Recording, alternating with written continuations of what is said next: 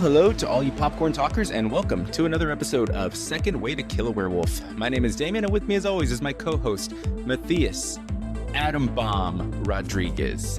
Matthias, how you doing? Doing well. For those not in the know, but I think most people should be in the know, it's a good time now because it is starting tomorrow, at least at the time of this recording, the beginning of the World Cup in the US and also Canada and Mexico. So nice. I am excited for that. I thought you were going a totally different direction when you said, I'm excited. It's the beginning of World War III. I was like, oh, all right, this took a dark turn. No, that's, I know everybody's watching, the Spurs and Knicks game. There's also, I think, the NHL, also the finals are also happening as well too, but I'm more excited about the World Cup. That's my thing. That's how I enjoy my sports, I guess you can say. But yeah, that's going on. So yeah, I'm hyped for that. Yeah, you're right. There is a lot going on. I myself don't really follow football very much. I wouldn't mind going to a game, just to kind of check it out and see the whole thing. And I don't know, see how it works, I guess. But let's see. The San Antonio did have a team for a little bit, the Scorpions. Yeah. I never went to go check them out. Maybe I should have done that. Too late now. But yeah, you're right. Excited about basketball right now because I do follow that. Not as much as I used to, but recently for sure. Got a lot at stake right now. So hopefully the Spurs can pull out a victory tonight, and we'll see how it goes at the time of this recording. You'll know by the next recording whether or not they did. You'll see my reaction on the screen. But yeah, no, I guess we'll see. Hopefully they take it, and they can get a full championship or take the whole thing. We'll see for the city of San Antonio. But yeah, if this is your first time joining us, folks, let me tell you a little bit about what to expect. We are a podcast dedicated to covering everything, all things pop culture and movies, TV shows, and pretty much anything that's streaming that grabs our attention. Throughout the show, we'll bring up some topics, lend our voices to opinions, and hopefully that will lead to engaging with you all on our social media platform on Instagram and TikTok at Second Way to Kill a Werewolf, where we encourage you to post any comments or questions that you may have about the show. Also, if you happen to be listening to this on Spotify, be sure to give us a 5-star review and drop us a comment about the episode while you're at it. We want to hear the voices of the Second Way listeners. So yeah, with all that out of the way, let's go ahead and jump right into some of this popcorn talk. But before we do, kind of a little segment, I guess, maybe I can kind of introduce, called What Have We Been Watching? And whether or not I bring this in the beginning of the stage or, introduce it right smack in the middle before the actual popcorn talk, I'd like to ask that question. What have we been watching? What have we been streaming? And whether it's a TV show, whether it's a movie, things like that, maybe we can make a recommendation with this. I don't know. But for me, recently, I saw that movie, They Will Kill You. And honestly, it was a fun little movie. It was interesting and had some twists, I don't want to give too much away, especially if you haven't seen this movie, but right now it's available for rent for, I think like $6.99 or something. So I figured, why not? I'll give it a whirl. And I wasn't disappointed. For the $6.99, I think it was totally worth it. Would I have paid and shelled out the cash to go see it in theaters? Probably not.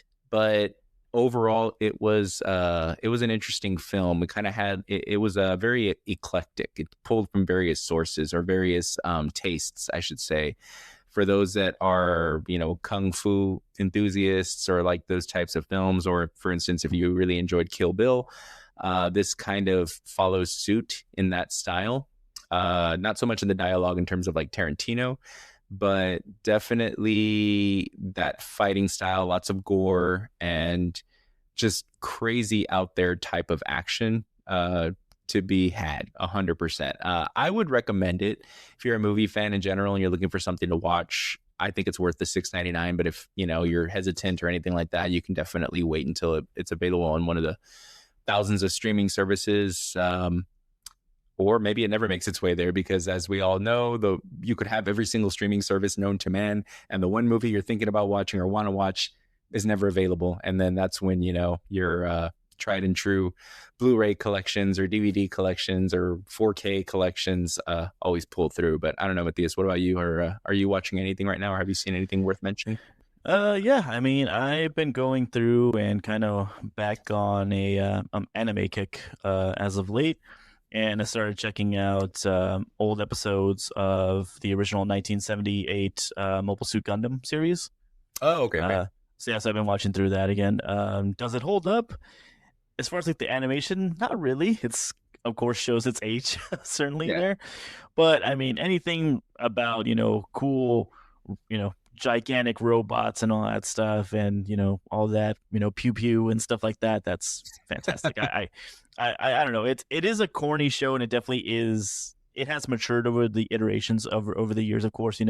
Especially with like Mobile Suit Gundam Seed that came out in the 90s.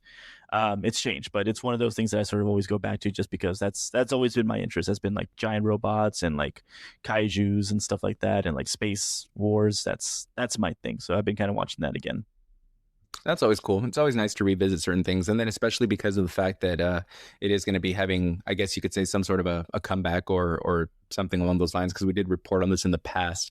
It is a movie, I think, that's going to be coming pretty soon, right, to Netflix. Yeah, yeah. Yeah, that's going to be, when was that again? I think, is it sometime this year or next year?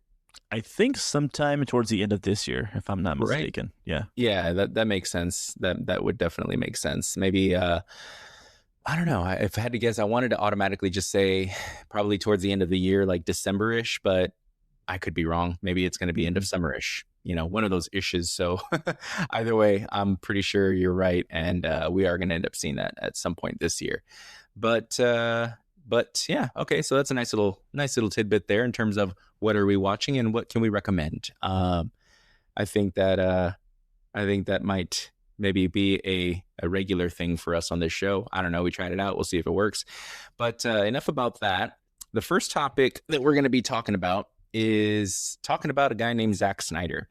And no, I'm not talking about Zack Snyder continuing on work in the DC or anything like that. Rumors, despite what you may have heard here and there, rumblings of him, with this merger, with that merger, with this purchase, with that purchase, with this, that, and the other, he's going to end up working again on DC in some way, shape, or form. I'm not going to say no because I could be like, well, that's a bunch of hooey. And then tomorrow. So we just heard that Zack Snyder apparently is returning because James Gunn is leaving the DCU, which I doubt. And yeah, but I don't think that would happen. But in any case, Zack Snyder is going to be, he signed on officially to actually write and direct a reimagining of John Carpenter's 1981 cult classic, Escape from New York. And with that being said, I can honestly say I've never seen Escape from New York. I've never seen Escape from LA either, the sequel that came like, I don't know how many years later, but I think in the 90s, like 96 or so. Mhm. So crazy that would have a sequel that far beyond it into the 90s. I mean, I guess crazy, maybe not crazy, made sense. I don't really know anything as far as like how successful this was financially. I do know that it was a cult classic for a reason. It holds true, and it's the reason that they're doing another reimagining of it, still keeping it alive, which in keeping with previous decisions or opinions that I've had regarding remakes and reboots and things like that, or remakes specifically, I'm in favor of them. I think that if you're going to do scene for scene, shot for shot remake, then I don't know, maybe not. But if you're going to take some creative liberties, maybe like 80-20 percentage, I don't know if I had to throw a number on there. That's what I would say. Maybe 70-30. Because anything like 60-40, and I feel like you start straying away from what the purpose of the original one was. And at that point, you might as well just made your own movie if that's the case. Mm. But in terms of remakes, I'm for them specifically for this reason, because I mentioned 1981, the original came out. Then they did a sequel to it in 1996. Now, granted, the sequel wasn't a remake, but it still kept that franchise or that name, Escape from New York, synonymous with that 90s culture. And here we are, what is that, 96? Good God, is that 30 years? 96, 06, 16, 26. Oh my God. Yeah. 30 years later. And they're doing another one, a reimagining by Zack Snyder, no less. And I have to say, I think that Zack Snyder is a good choice for this. This comes from me saying after like what 5 seconds. Remember 5 seconds ago when I said this, like I've never seen this movie through all the way through. I've probably seen glimpses here and there and caught a scene. or two, but I've never really seen it all the way through. That's on my bucket list. Maybe I'll make a weekend of that this weekend. But Zack Snyder, because I know the elements that are associated with John Carpenter, I'm familiar with his work.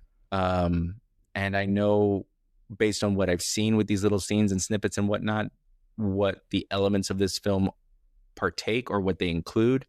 I have to say, I think Zack Snyder was a good choice, because this is a film, and he's an artist that has a very an amazing gift to. He's a visual storyteller. Let me go ahead and put it that way. He's a visual storyteller to the fullest extent. His shots are beautiful.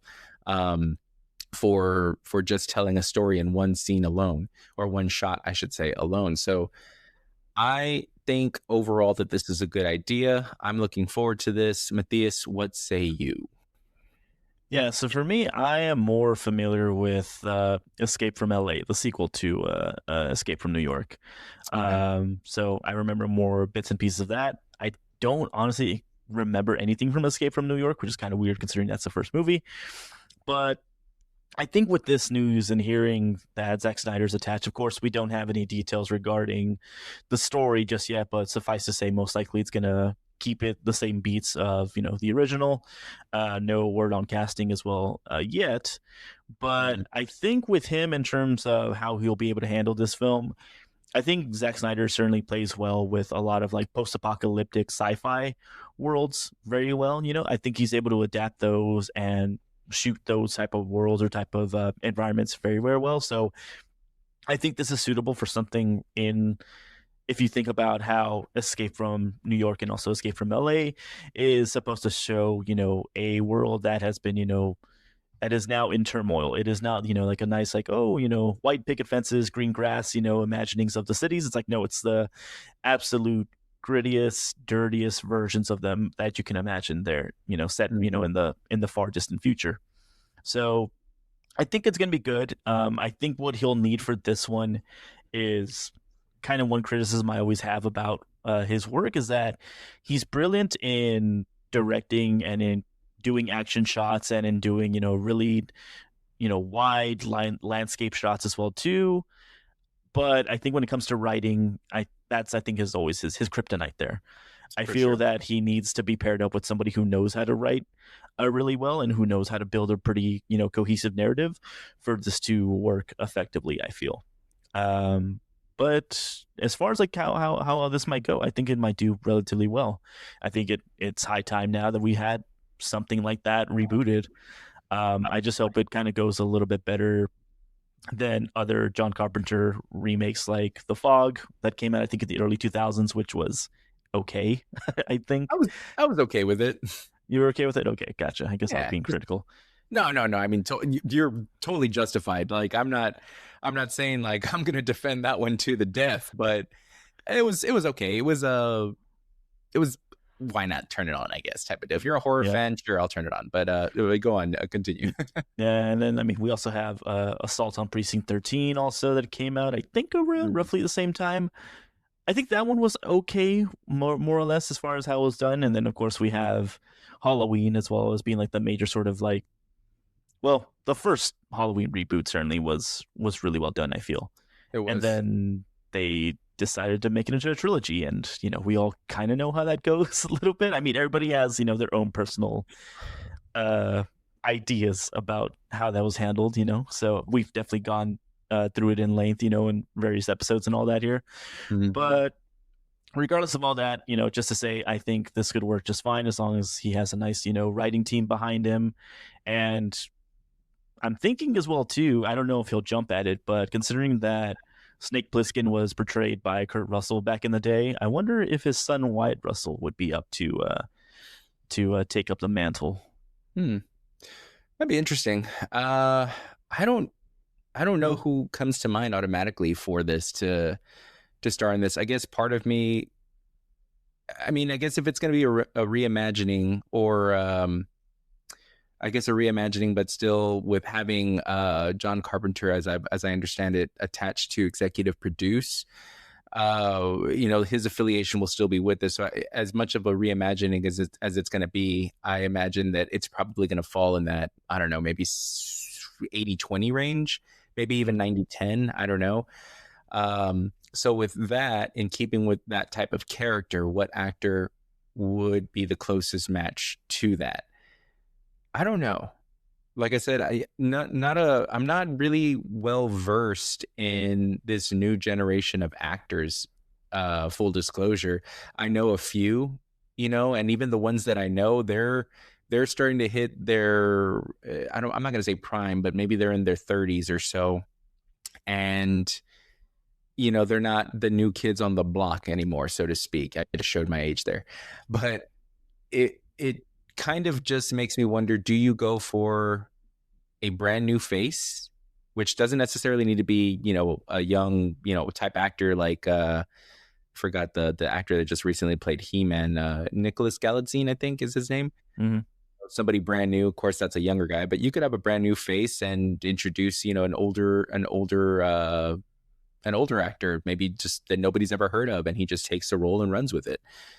But if I had to put someone in there right now, and I put myself into a corner there because nobody comes to mind. It's like I have to have like a database or something of actors to be able to choose from, and I can't. I mean, I guess I could just go the route and Nicholas Hoult. Why not? Oh, you know what? Actually, maybe Nicholas Hoult. Actually, that wouldn't be a bad idea. My wife would be like, "See, I told you." Because whenever I ask her to recast anybody, like, "Hey, who do you think could play this person?" She's always like, "Nicholas Hoult." And up to a point, I was like, yeah, it's actually really good. You know what? I'm starting to suspect. Do you have a crush on Nicholas Hoult that I should be aware of? And she's like, no, probably. I don't know. The same thing with the actor that portrayed the Flash in the TV series. I forgot his name now. Yeah, I don't know either. We're just going to go with Barry Allen at this point. I'm starting to suspect she had a crush on him as well. There's a type that she has, and I don't fall within that scope. So now I'm starting to worry. But I don't know. As far as who could take up the mantle for Snake, maybe I'm just gonna throw this out there because I feel like Chris Hemsworth maybe wouldn't do it, but if he did, that'd be really good. But maybe Liam Hemsworth could do it, possibly. I feel like you put a better wig on him than what The Rock used in Moana, and maybe it could work, with the slightly longer hair. Maybe he just grows his hair out. I don't know. That's just somebody off the top of my head that if I had to really, think about. I don't know. What about you, Matthias? Do you have any other mind? I guess you kind of threw out yours already, so not to put you in a corner. Yeah, but I mean, I think Wyatt Russell is kind of like the top one there for me, and all that stuff. Just kind of definitely paying a little bit more homage to his dad in terms of like the role and stuff like that. So, and I like his work. I mean, he definitely like plays action roles really well. So, I also can't really think of anybody else, besides like the ones that you mentioned. So, yeah, I think for me, it's like Wyatt Russell. I wouldn't be surprised if we hear news about that if he's down for something like this.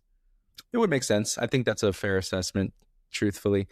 I mean, with this movie, it's being shopped around. So it's not like, hey, brought to you by Netflix or brought to you by the kind folks at Amazon MGM or, Warner Brothers while they're still around. Interesting developments with that, by the way. And we're not going to talk about it yet, but at the end of the day, I think that merger is still going to go through. Just a quick mention. But I think that things could take twists here and there along the way. I'm curious to see what happens between now and the end of the year as far as the merger concerning the purchase by Paramount of Warner Brothers. I don't know. Maybe Netflix still comes in and takes the steal. Don't know. Just a couple of hearsay, based in what's going on in the news. But aside from that, I mentioned those other studios because this movie is being shopped around right now. It's in the development, I believe, but as far as anybody definitively saying, yeah, we want to purchase that, I don't know. If I had to put money on it, I was going to automatically say Netflix, but I don't know how they would feel about investing in Zack Snyder again after the Rebel Moon disaster. That didn't really work out too well. So because of that, I'm going to say Netflix is out. And potentially, if I had to say, Paramount probably. Paramount could. then again, their money's well. I mean, it's not like when you're talking about buying another studio versus like, hey, we're gonna get this film greenlit. It's like, what is it, dollars to donuts, so to speak. But so with that, possibly, yeah, Paramount. I think it would be Paramount or Amazon. Yeah. I kind of wanted to throw Apple out there for the hell of it, but it wouldn't be Apple. I think Paramount or Amazon would be the ones to purchase this. But either way, I'm interested in it. I think that it would be pretty cool to see. I think that visually, this movie would have a lot to achieve. And with Zack Snyder behind that, although as I understand it, he will be writing and directing this. So I don't know. It's kind of a toss up with him. I do feel like he kind of needs a win right now. Concerning Rebel Moon and how that turned out, I think that he's at that point right now where he really does need a win. So if this does really well for him, it could potentially lead to other things. If this goes really bad for him, I don't know. It's sad to say it. Maybe the next thing we see is like brought to you by the good folks at Tubi or something. I don't know. I hope not. And but because honestly, I still think that his movies, the DC films, were a lot better than what people give them credit for. And I feel like at this point, people are kind of starting to see that. Man of Steel is still, to me, one of the best, comic book movies of all time. Honestly, I really enjoy putting that one on. Batman versus Superman, I really enjoy, but I could see where somebody might be like, it wasn't for me or whatnot. And then Justice League, his version of it, I think he succeeded in doing exactly what Warner Brothers asked him to do at the time, which was, hey, we want you to make one movie that catches us up to what Marvel does, because that's what the game that they were playing at that time. They were playing catch up and just being reactionary as opposed to pushing through a well thought out plan. So because of that, we ended up where we were. But at that point, people were just kind of tired of it. But it still was. I still maintain that those were great films. I don't know. Maybe I'm alone in that, but in either way, regarding Escape from New York, I wish him the best of luck, and I look forward to when that finally comes out on. I don't know. I'm going to guess, like I said, Amazon. And speaking of Amazon, our next little story here is revolving around Amazon MGM Studios, and it's funny who this project is starring, because I literally said the last episode we were talking about Arnold Schwarzenegger and with his King Conan coming out, and are we kind of potentially seeing maybe a little resurgence, or maybe not to the blockbuster action hero days of the past, but seeing his name out in the public eye a little bit more for some of these films or series or anything else that might be coming down the pipeline, because MGM Studios has just recently acquired the worldwide rights to The Kellys, which is a new action thriller starring Arnold Schwarzenegger and, hey, Liam Hemsworth. That's going to be directed by Brad Peyton, who brought us films like Rampage and San Andreas. So I don't know. Are we going to see The Rock in this potentially? Because he was in both of those. I don't know. That would be. I feel like that would be one of the main things to really sell a film. I don't know. This is just me being nostalgic in terms of it would be really cool to see Arnold Schwarzenegger and The Rock both starring in a film. How that would work, I don't know. Maybe one has a bigger role than the other. Maybe one comes out as a cameo. But I feel like The Rock was the unofficial person who took the torch from Arnold Schwarzenegger to try to carry that box office smash type of deal. And we've established it already that these days that's a very difficult thing to do. So that torch probably got a little heavier as time went on. But with Arnold Schwarzenegger's name being back in the public eye with regards to some of these projects and films like this one that's going to be coming up, and throwing out that director Brad Peyton, who, like I said, was associated with who brought us Rampage and San Andreas, I'm not going to put it out of the realm of possibility that maybe later on down the line we do see The Rock come out in a movie with Arnold Schwarzenegger. And if so, I would say at this point it's more so The Rock's name kind of bringing cool by association with Arnold Schwarzenegger for the newer generation. maybe a 60-40 type of deal. I don't know. I don't know who would be the one that helps. Well, no, I really think it would be The Rock definitely helping Arnold Schwarzenegger more out these days. But I don't know. I'm not going to put it out of the realm of possibility. Maybe a buddy cop type of deal. That would be an interesting thing. I think you could have the older veteran versus the maybe not the young rookie, but mid-level, I guess, rookie or something like that. Or maybe you have Arnold Schwarzenegger play a villain at some point. I don't think we've really ever seen that happen with him, except for, well, I mean, Terminator, yeah, but I don't know. I'm giving a lot of things. I'm throwing a lot of things out there trying to see what sticks. But for everything that I've thrown out there, is have you caught anything and want to kind of throw it back at me? No, I mean, this is, I think what it is more than likely, I don't think it's so much that Arnold Schwarzenegger's trying to sort of have a comeback, so to speak. I think it's more of like keeping his name within the relevancy of cinema. Mhm. He's a very beloved actor for the most part, and it is one of those things too where over time it's like, yeah, you do worry about what these young up and coming actors and all that stuff that essentially are not necessarily in direct competition, but are still vying for like the same level of like fame and prestige as you are. How is that going to play into like your legacy and like how the public continues to see you? Like I don't think he's ever going to be in danger of being like totally forgotten. I think that's just impossible. He's just done so much, not just within the realm of like the films, but also even outside, with his his bodybuilding, his political career as well too.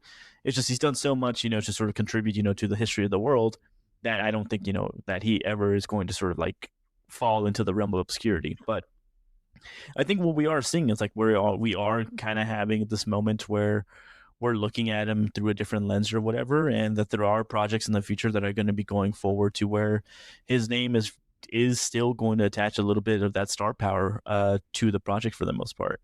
So with seeing him in an action film too is like that's a perfect peanut butter and jelly moment right there with just seeing someone like Arnold Schwarzenegger there. Um, as far as like the involvement of Brad Payton in this, it's like he's done decent action films. Rampage is a fun watch. It I is. sometimes put that on and I'm like, you know what? It's like forget anything else. Like it doesn't have to be an Oscar-winning film. It's just a fun little film to put on and that you can enjoy. Same thing with San Andreas as well too. It's like everybody loves those. Like, hey, it's the end of the world, or hey, there's this major catastrophe that's destroying the city. It's like cool. That's cool to look at, even though you wouldn't want to be in that situation at all. Mm. So there's a draw to these type of movies, and I'm thinking The Kellys is going to be the same exact kind of thing as well too. It's going to be a nice little action film. Liam Hemsworth is also a really good actor, a good action actor in his own right as well too. I think they actually worked together. I think for Expendables 2 or 3, I think so. This wouldn't be Yeah.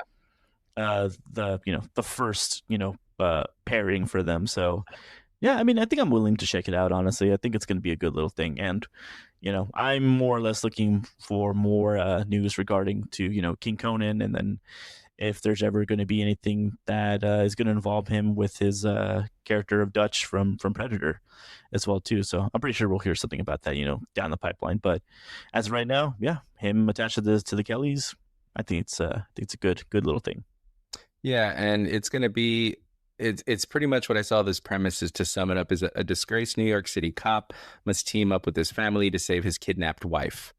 So if I had to guess, the pitch that I sent earlier in terms of The Rock and Arnold Schwarzenegger, I'm willing to bet that the disgraced New York City cop is probably Liam Hemsworth, and his family is going to be probably his dad, who maybe they never really saw eye to eye or things like Hmm. that, and now he's going to have to rely on him to help. And I guess maybe you kind of have that buddy cop type of deal there. I'm guessing, yeah, Arnold Schwarzenegger would probably be maybe retired from the force or something like that, which I could see something like that taking off. At the very least, this is going to be brought by Amazon MGM. I don't know. I don't think this would probably go theatrical release. I think that this would probably be something streaming, straight to streaming, similar to what we saw with the Jason Momoa film and Batista film. which was pretty good, by the way. If y'all haven't seen that one, and I'm totally blanking on the name, so just look up Batista and Jason Momoa, Amazon, and I'm sure you'll find it. But that's definitely a buddy cop movie that I could get behind in terms of wanting to see a sequel. It was a lot of fun and just overall lots of action for sure. So can they do it with this? I think it's a possibility. Rampage, like you said, was a fun movie. I was gonna say Rampage again. San Andreas, I enjoyed that one. Overall, of course, I always cringe at those tropey endings for those disaster movies when everybody looks at everything that's been demolished and it's like, what do we do now? And it's like, we rebuild. It's always that. It's like, I just think it would be funny if somebody just said, like, what do we do now? It's like, what do you think we do now? Like, no, we're just gonna stand here a little bit more and just look at all the rubble and just do nothing. We're gonna rebuild. Of course we're gonna rebuild. You're gonna make me say it? I don't want to say it. I just think that would be pretty funny. Or just avoid it altogether. Some of those tropey things are always just, I guess, right up there with man, you did it. Nah, we did it. It's just, are we done with that now? Can we just, that was big in the 90s. I could see where people would see that, maybe even the early 2000s. But come on, man, we're damn near 2030 for the most part. Let's get away from some of those tropes and cancel them out and only use them ironically at this point. But either way, I'm looking forward to this film. I think I'm always a fan of Schwarzenegger coming to the big screen or the small screen. I did watch that show, Fubar. It wasn't the greatest thing ever, but it was a fun watch, I guess. It got canceled, unfortunately. It is what it is. But to see him in this and then have another film with King Conan eventually coming out, and then I think that there's another movie or something later on down the line. I thought I saw something about a possible holiday film with Arnold Schwarzenegger. Oh man, let it be Jingle All the Way Part 3. He'll be the grandfather this time. And remember, you're my number one customer or something. I forgot what he says or something. Yeah, I love that movie. Yeah, I enjoy it. It's one of those guilty pleasures that I have to turn on every year. Is it the greatest film in the world? God, no. It's leagues away from even being remotely considered that. But damn it, I just enjoy it. What can I say? It's like I said, it's the reason I know all of the Santa's reindeers because of that film. But yeah, that would be pretty cool to see him in another holiday film. Would it be that one? Probably not. But with that down, that's going to bring us to our next topic here, and we're going to be discussing a little thing called AI and where Martin Scorsese stands on that. Because as reputable and as amazing as a filmmaker, and there's a word for it that I'm blanking on right now, prestigious as a filmmaker as he is, he has aligned himself with Black Forest Labs, which, as I understand it, is an AI company that's specializing in generative visual tools. The story primarily centers around, in terms of those tools, using it to storyboard, which some people are with him on this, saying, hey, that's just the way the cookie crumbles, technology advances, and that's it. That's life. We move on. I mean, it's the same thing. We've had this conversation similar to when CGI came out. If you were just going to rely on practical effects, I mean, don't get me wrong, you can bring some of that into film, creating films and whatnot, but overall you kind of have to advance with technology as it continues. And that goes the same thing with I understand, like, I'm not a parent myself, but parents, in terms of trying to monitor screen time for their children, some completely omit it.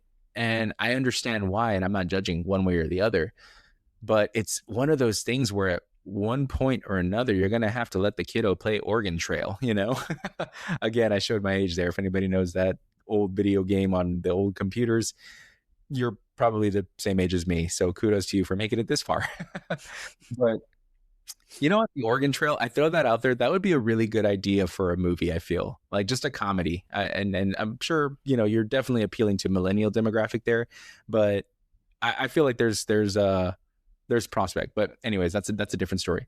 As far as Martin Scorsese using an AI tool such as this to storyboard, because he is already, I'm I'm I'm I'm on both sides of the fence on this, because at the one point, yes, it does take away jobs from other people out there. But on the other hand, that's just advancement of technology. These tools are going to be available. I think that we're still a long way from now of having a finished product completely completed by AI and put in theaters and hitting big and just, being successful and everything. I think that we're still a long way from that. Right now, I still feel that it is it's a flavor of the month type of thing. I'm not saying it's going to fade away, but people putting out their ideas like, oh, this is how Stranger Things should have ended, seed dance, and they put in their ending or whatever, or this is the trailer to the new Avengers movie that's coming out that reimagines how I think it should be. And I'm not gonna lie, it's pretty cool to see. It's a novelty. That's the word I'm looking for. It's a novelty right now. It's an idea that will probably establish itself into a foundation or an institution, and before you know it, people are going to start utilizing this on a regular basis. But I still stand by the idea that people will still want to enjoy something that was created by other people. That's my opinion on it. What say you, Matthias? What do you think about, first of all, about somebody as renowned as Martin Scorsese using, not only saying that, hey, this is technology, this is the, how the direction that we're going, but I also use it too, type of deal. And what's your opinion on AI in films in the future? Oof. Well, hope you're ready to talk for about an hour. I'm just kidding. But no, I mean, it's something that is very much in the business, and that people, are having constant arguments are, and I think those arguments are certainly healthy. So I think, for one, it's like I understand it, because the way that he put it was that when it comes to storyboarding and talking to like his team of illustrators and graphic designers in terms of like what's in his head of like how this scene should play out or how this scene should be realized, sometimes whenever you describe something to somebody, like if you take a picture of something in your head, let's say like for example, am asking you to draw a picture of a dog, like a very specific sort of dog, with this type of features and all that stuff, then I'm like, hey, Damien, draw me that picture of a dog that's in my head. And you do it, and then you give it back to me, and it's like, okay, you drew Scooby-Doo when I really wanted Snoopy. Now, in that sort of flip side, in that sort of this whole thing, it's like, part of what I think is integral to like the human experience about that, in terms of trying to sort of have a collaborative effort with your team when it comes to creating art, or even trying to sort of like focus on specific details in filmmaking. I think that collaborative process is really integral to it, and it makes sense to where, hey, maybe you didn't draw exactly what I wanted, or you didn't storyboard it the exact thing that was in my head, but hey, the way that you did it, the way that you contributed to this, definitely helped out in sort of opening my mind in terms of what could be the possibilities of that scene, or how that could look a little bit better or whatever. So you've all of a sudden taken something that I thought could be a liability or isn't exactly what's in my head, but then turned into a different possibility. And I think in that way, that's a little bit more meaningful than what this looks to do, which is, hey, I'm going to just put it through AI. It's going to essentially use through its training module other people's work and other people's sort of concepts, and it's going to generate something. It's going to generate it faster so that more time can be taken to, allow for the other parts of the creative process to flourish. Sure, that's definitely a theory that could happen with utilizing this. And with someone like Martin Scorsese, who's been in the business for years now, and who understands that making films, takes a lot of time, and a lot of those like smaller process like storyboarding and all that stuff takes a lot of time out of like the rest of it. I can see that. I can see the point that he's trying to make with that. But I think at the end of the day, yes, this whole thing with AI, how it's utilized in filmmaking now, it is taking away people's jobs. And it is because of just the nature of what AI is. And in terms that it's not necessarily its own free thinking thing. It's something to where you have to tell it what to do, and you have to essentially feed it information to essentially have it work through its processes to generate something for you to what it thinks you're going after. That I think is what people are trying to get at in terms of like the major negative connotations behind it. And I support people that are having those conversations. So I think, like, yes, it is something that no matter what we do is not going to be perfect for the industry. And it's not going to be something that's always going to have like those elements of like, oh, well, it's, totally good or totally bad with it. But I think it is, though, it is something that as time goes on, there's going to be more conversations about like the legality of this, and also the actual definition of it. It's like, can you then call what you have made because you used AI in storyboarding or in voice work or in acting or whatever? Did you really create art, or did you really create something that is 100% through the humanistic approach of creating something like this? So it's a lot. It's a lot definitely to contend with. Certainly, he's gotten also, I think, the same flack as well too. Whenever he did the whole de-aging stuff in The Irishman as well too. I think some people also kind of gave him a little bit of that because a lot of it looked kind of weird. Yeah. Instead of just instead of just hiring younger actors or whatever. So this isn't his only time where he's kind of been in the hot seat with that. So I think it's good that people are calling him out on that, certainly. Because there has to be pushback to this. I think you need to have that other argument there of all the consequences of this that aren't always seen in a positive life, for people to understand the ramifications of this. Because it's starting to bleed into, I mean, it has been already, to where even people like us, it's like, it's not just the film industry, it's people like us who use it on our phones every day, or are starting to use it at work, or are being mandated by our jobs to start using it. So it's a healthy conversation to have.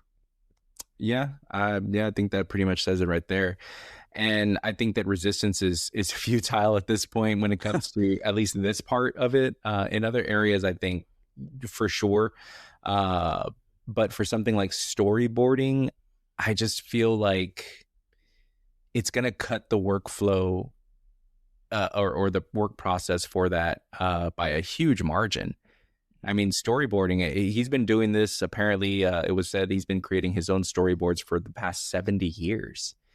And how much, and for all of these films that he does, and his films aren't exactly like, 90 minutes long or 30 minutes long.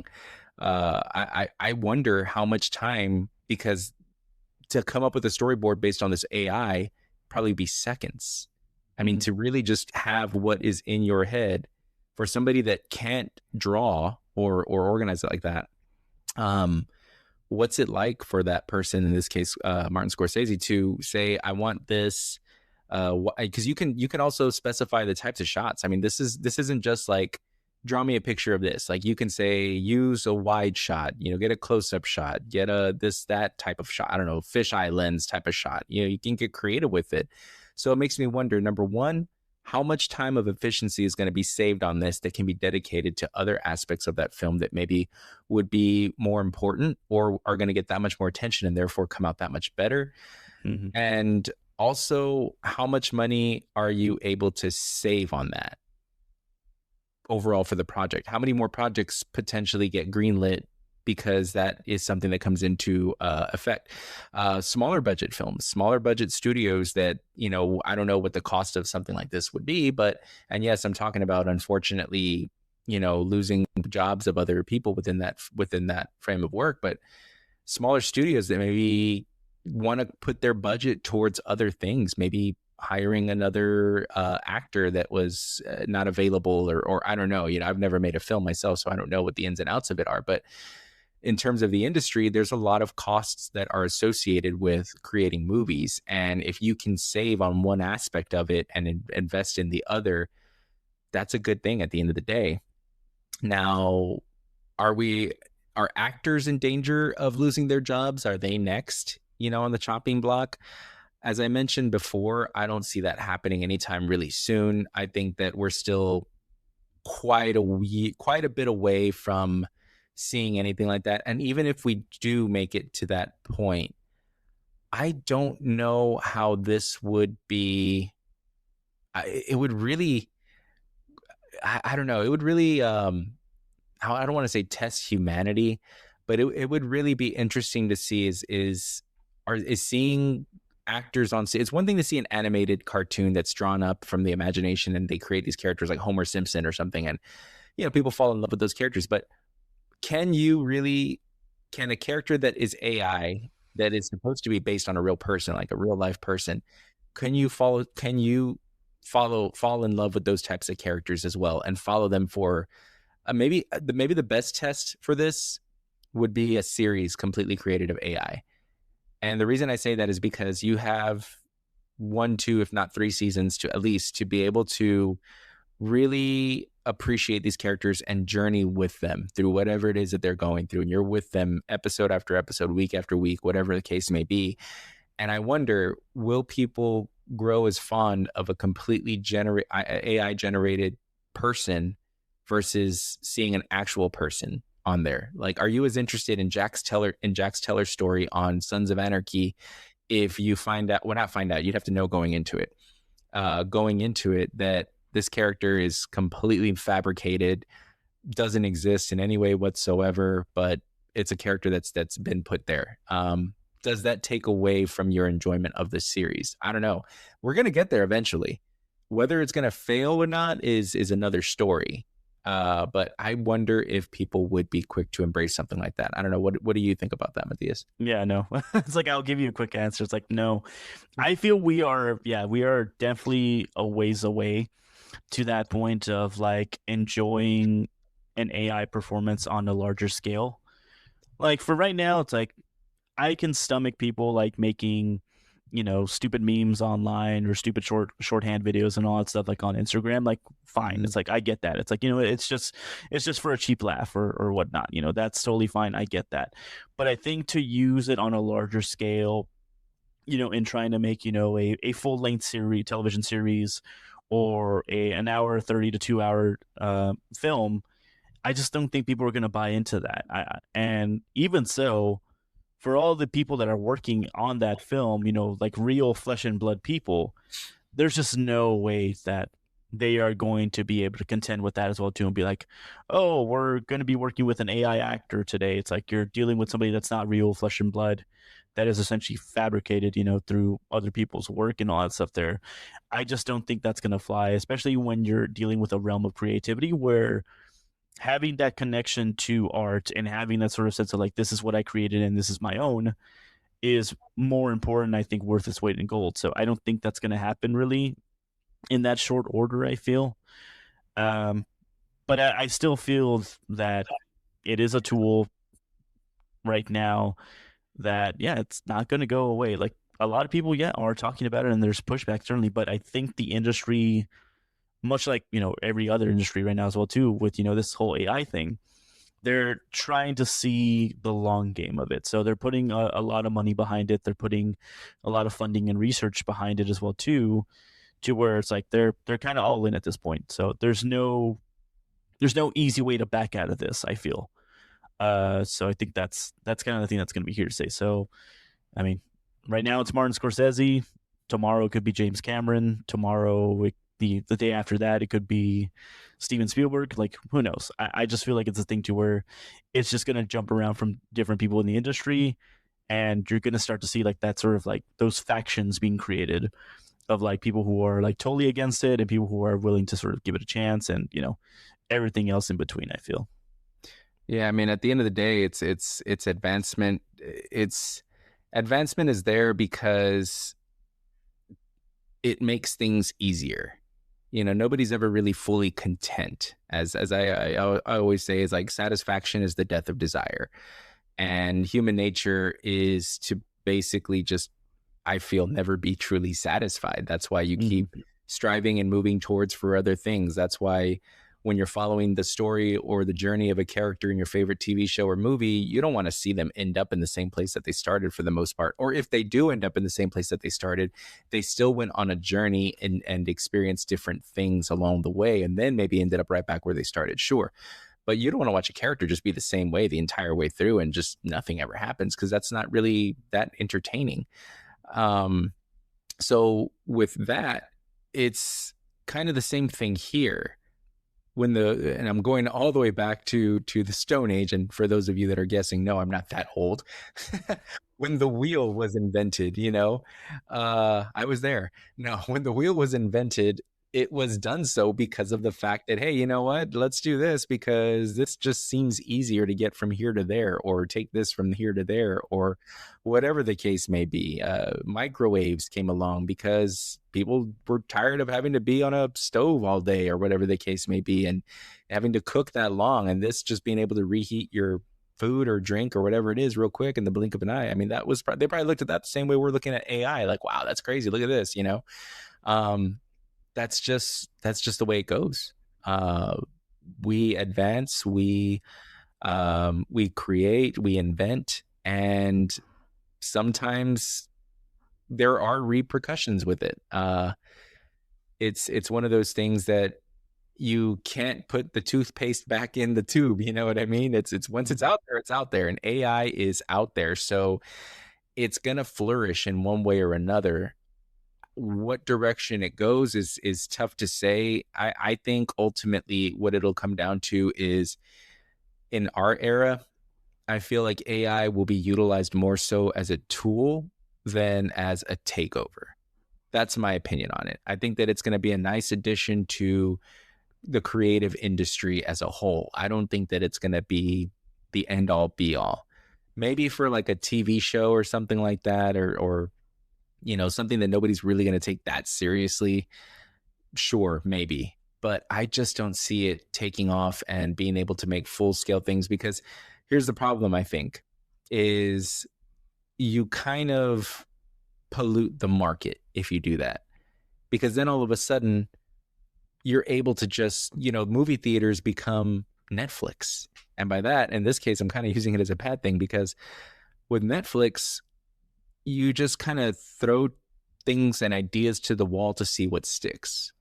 And eventually you find a winner here and there, Stranger Things, Squid Game, Wednesday, name me 10 more, that were like huge successes.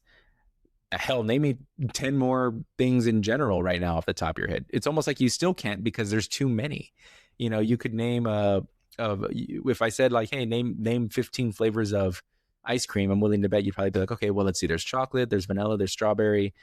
Okay, let me go for a little bit something different here. There's Rocky Road, okay, banana split.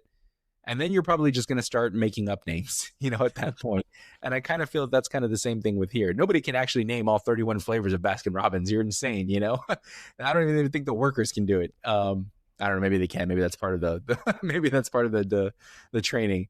But the point is, if you put too much out there, it gets harder to it gets too hard to really appreciate and enjoy or narrow down to those successes, because then you're just producing stuff out there. You know what? Here's a good way, because then I think the perfect idea of this is the previous leadership of Disney, where they were creating as much as possible as fast as possible. And what happened?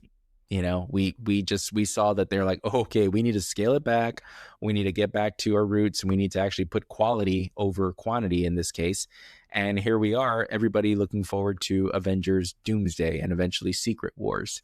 So I feel like with AI, if we get to the point where you're just able to just put as much as out there as fast as possible, you're going to pollute the market.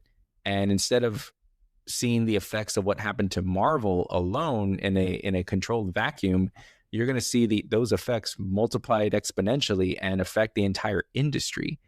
As opposed to a strike, you're going to see, I don't know, whatever the opposite of surplus, basically. Which, you know what? I say strike, and now I wonder if this becomes a possibility, a real possibility of being able to do that.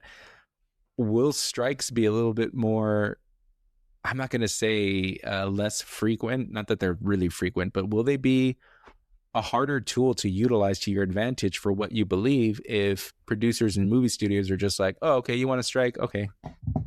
Type up, done. Your role's been filled or something. I don't know if we'll ever make it to that point, like I said, but it's a scary thought in a way. So that's why I think my opinion on AI, for now, at least until new data is presented or whatnot, I think that AI is going to be utilized as a tool, not a takeover. But what do you think, Matthias? Yeah, I mean, it's a whole time it's going to tell a situation really with this, but I think there is going to be that point in time where like, yeah, they're going to start pushing this a little bit further and like in creating full on stories with this. It's like, let's write an entire script, let's write an entire screenplay. Um, let's write an entire sort of like character sheet. Um, let's yeah, like I think there's going to be a point to where it's going to be so invasive in all aspects of the filmmaking process and all that stuff that there has to be a point where real life people are seeing that like yeah the power that they have in terms of being able to strike and to sort of push back on this stuff of and the stuff is going to be diminished certainly. And I think that's the other fear behind it is that once it gets to a point to where it's so good where it's indistinguishable from somebody's regular work, which I think again we're light years away from that. Mhm. um it's going to be something to where it'll be utilized as a tool to kind of push back against people wanting their work to be duly compensated for it and stuff like that. So they've there's thousands of movies out there that talk about the horrors of AI and stuff like that. So True. I hope we don't ever end up into like a Terminator situation, certainly. Yeah. But it's all dependent on how people want to utilize this new technology. Like with anything that we've ever created on this earth, there's people that see the opportunity and see the good in it, and there's people that see the exploitation behind it and the sort of horrific side of it of like how they could use it to manipulate or destroy and stuff like that. So it's both sides of the coin is what we face here.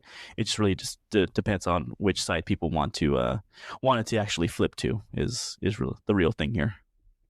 Yeah, no, I mean it's going to be an interesting development as we continue on. I'm definitely looking forward to seeing how everything turns out. Overall, like I said, I think AI as a tool is a good direction, but AI, like I said, as a takeover, I think that would be a horrible idea, honestly, and I think that would really impacted the movie industry in a bad way. What may seem really good at one point for one person, like maybe it's like what is it, the what benefits all the needs of the few, or the needs of the many outweigh the needs of the few, where the needs of the few would be those that want to cut their costs here and there, but the needs of the many are really that we can't afford this, because if everybody starts doing that, then we end up in that Marvel situation, like I said, with produce as much as you can as fast as you can. So, but yeah, well, we'll be sure to keep you folks updated as any further developments in that story continue to go. So speaking of movies, though, in terms of resurgence, or in terms of just full blown theaters doing great business, apparently, May was a really good year for theaters. This marked basically their biggest comeback since, I think, for some, in attendance for AMC. As an example, AMC saw the best May attendance in theaters since 2019, as did Cinemark as well. So what is the cause for this resurgence? Why are we all of a sudden seeing a huge increase in box office and just people deciding, you know what, I want to go to the movies? I think it's a combination of different things. I think that it is more teens and young adults that are driving attendance, as we saw was the case with the movie Obsession, with Gen Z audiences accounting for, I think it was like 75% or so of that domestic box office for that first weekend. You're seeing, I think, people, what it is, especially with young adults and teens going to the movies. I almost feel like it's one of those things where the next generation always wants to do the opposite of what the previous generation did. For instance, when I was younger, it was, you didn't want to see like tube socks and socks that went up past your ankle. Like it looked dorky, and now people are doing that, wearing the other thing that my generation growing up didn't think were cool. Were the, what were they? What the hell are the names of those shoes that are horrible shoes? Comfortable, I will say that. I've never worn them, but I What, hear the they're Toms? no, not the Toms. The what the Crocs? hell are the name? Huh? Crocs with the holes? Yeah, Crocs. I'm like, what the hell are those names of those shoes? And now people wearing like high socks with Crocs, like and high socks with socks and high socks in a box. I don't know. I was trying to go for a Dr. Seuss thing, but I failed miserably. I, my generation you wouldn't be caught dead wearing those, like in any way, shape, or form. The high socks or the Crocs. I swear I'll stop. I don't know why I keep Rhyming. It's just socks and Crocs. I don't know what to say. Um, it's I don't know, man. I would not wear those. I would never wear those ever, like in my life. And for anybody that does, totally cool. That this isn't me judging you. If anything, it's probably the opposite. If you're listening to me, you're probably judging me and be like, this guy doesn't wear socks and Crocs. What a dork, I don't know. But for my generation growing up, it was about like ankle socks and no show socks. You didn't want to show it, and it was just cooler to show like that you weren't wearing them basically, and just for the shoes to speak on their own. Now I guess the socks are more of a of an accessory, to be matched up or something. But in any case, I'm also not really that one way or the other. At my age, I'm going with whatever socks I have available in my sock drawer. If there happens to be long socks there and that's all I got, guess what? I'm wearing them, and people probably think, hey, this guy's cool. He knows what he's talking about. No, I was just like, these socks won by default. I was cool by default, I guess, if ever there was a term. So the reason I'm bringing that up is because I feel that now the newer generation or the younger generation is returning back to the roots that the older generation, the millennial generation, grew up on, which was we want to go to the movies. And we want to go out and have a good time and interact with people and actually get out there and put our phones down and not go to a concert and not watch it through our phone. If you were going to do that, then what's the point? Just look up a video of the band that you like and watch it on YouTube if that's the case. Live in the moment type of deal. I say that and you're going to see me at my next concert like, yeah. But I mean, I think it's okay within reason. I just don't think that, the entire show should be recorded on your phone that you're probably never going to watch again ever. But that's just my opinion. But that said, we were that generation. The millennials were that generation that embraced technology, but also still embraced your roots in terms of staying outside and playing with your friends and everything and having a good time. And as technology progressed and got more advanced, we kind of started falling into that a little bit more. We started the doom scrolls. We started the Netflix. We started the Netflix and chill and all that stuff, and stopped really going out. And then, of course, the pandemic didn't help, and then the strikes and all that stuff. And I think Gen Z kind of grew up with their older brothers and sisters and cousins and saw that, and then they kind of embraced that for a time being. But I think that they're hitting that point now where they're just like, no, I'm good. I don't want to do this anymore. I need to get out there. I need to get out to the real world and see what it's like to actually meet a person, I say that I'm not speaking for that generation or anything, but if I had to guess, numbers don't lie. And the increases of younger audiences attending movie theaters has gone up, which is leading to more sales in the concession stands and things like that. And just putting the confidence back in movies as a whole. And maybe that is going to lead to another run of the era of the movie star. I don't know. Maybe we are going to see another resurgence of like the days of the past that I mentioned in a previous video on Instagram, talking about like, hey, we're not going to see this again with Arnold Schwarzenegger and Sylvester Stallone and big celebrity names that you just attach their name and bam, it's an automatic hit. Maybe this is going to happen, that maybe a generation is now voicing their opinion, and voting with their dollar bills to say, we want more movies. And we're going to start seeing potentially a drop in streaming. And because of that, I don't know. I don't know what the future is going to be. But I will say this, I'm all for it, because hopefully in the future, maybe that does mean ticket prices go down a little bit. I doubt it, because if you're seeing that you're getting that money at this price, then of course you're going to keep it going. But maybe there's a little bit more incentives. Maybe we'll see more incentives in other areas or something along those lines that will lead to savings of some sort, within the movie going experience. and that aren't like, hey, oh, you know what? Here's a big one. How about Alamo Drafthouse? Maybe you drop that stupid fee for your membership price. If you bought the membership, you shouldn't have to pay an online fee. That's all I'm going to say. And while you're at it, I haven't been there since they've made the move to the digital ordering or anything like that. So, I mean, I guess it's been a minute since I've been to the Alamo Drafthouse, but I haven't been there since then. I understand a lot of people are not liking it, not experiencing it. I'm okay with it, I guess, but I haven't really seen it in full action, so I don't really have an opinion on that. But in any case, that's my little spiel. Matthias, what's your opinion on this biggest May ever for the box office or movie theaters in general, I should say? Yeah, I think it tracks pretty well. I mean, seeing the highest attendance, since 2019. I mean, that makes a lot of sense when you consider 6 months or so after that would have been the beginning of the COVID-19 outbreak. So ever since that point, the movie industry hasn't really recovered from that event for the most part. So seeing this news that we're getting to that theater going experience to the points prior to that is really good news, I feel. I mean, not just seeing that that AMC reported a Q1 revenue increase of 20% compared to LY, also seeing that total attendance rose to 13% as well too. Their net losses also narrowed to 117 mil from 202 mil. So I'm curious to see what other theater companies are experiencing or what they're sort of reporting as well too, I wonder. But what this kind of tells me overall is like, yeah, people are going to the theaters again, because I think, as we've talked about this at length, multiple times, it is still one of those experiences that you can actually access nowadays.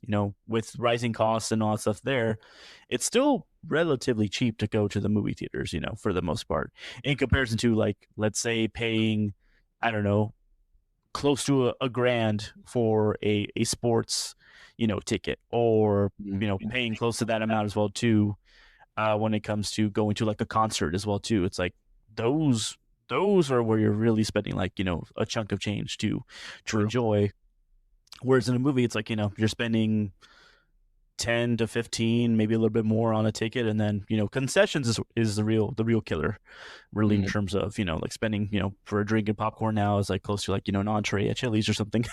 Yeah. So there's that to kind of contend with. I think that's what needs to be focused on, is maybe sort of giving people some incentives for concessions, like, hey, free soda and popcorn if you buy a ticket. Like, let's go back to those type of perks. But I think overall, another aspect of it that's really helping is just May was just an absolutely stacked period for releases.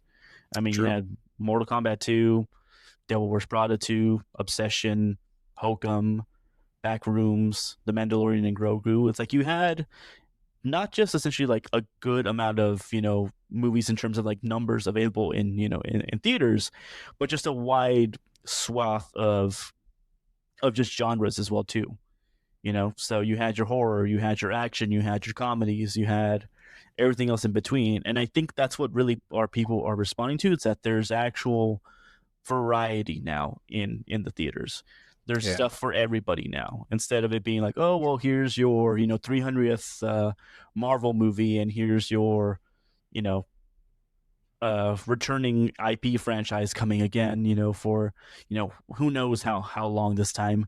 So I think it's, as long as there's variety, as long as there's actual good stories and good movies to go after, people are going to come by and they're going to definitely check it out.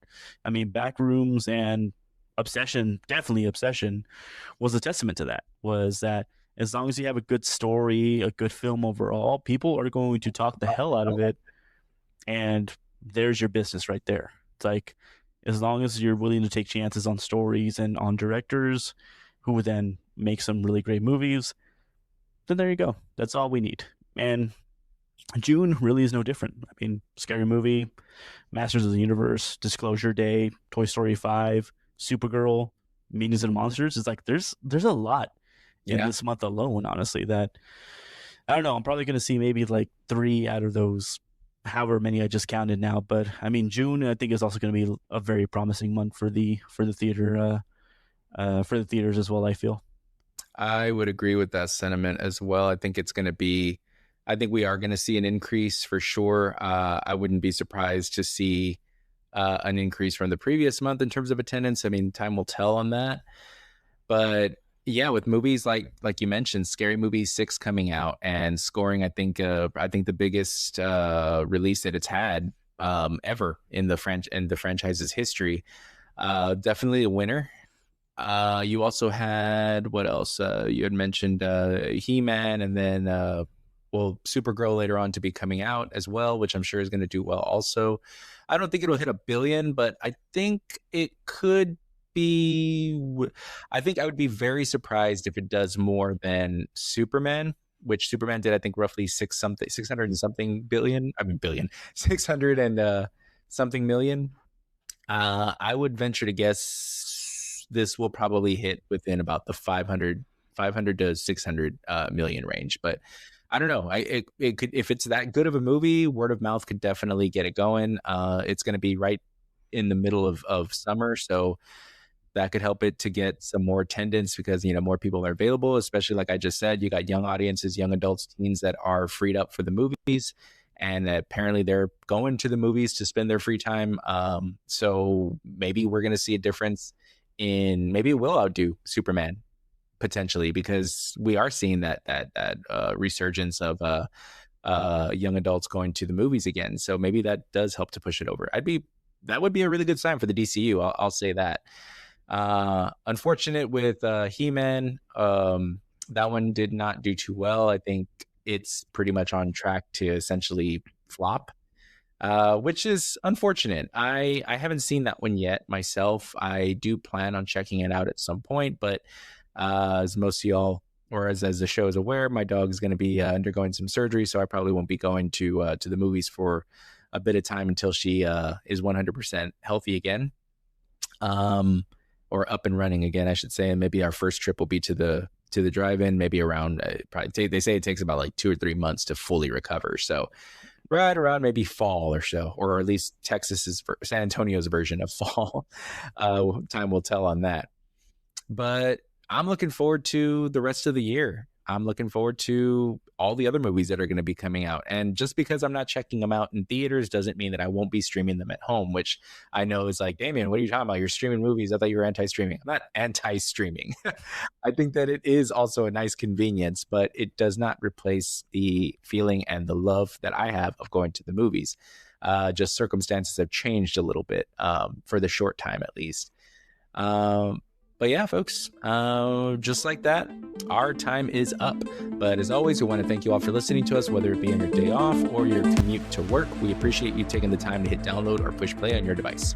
We also want to remind you, if you're not already, follow us on Instagram and TikTok at Second Way to Kill a Werewolf, where we encourage you to share your thoughts and opinions on the many, many posts that we put up. Also, if you enjoyed our little show here, be sure to share it with a friend. It really does help us out more than you could ever know. That said, I'm Damien. And I'm Matthias. And we will see you next time. Bye, everybody.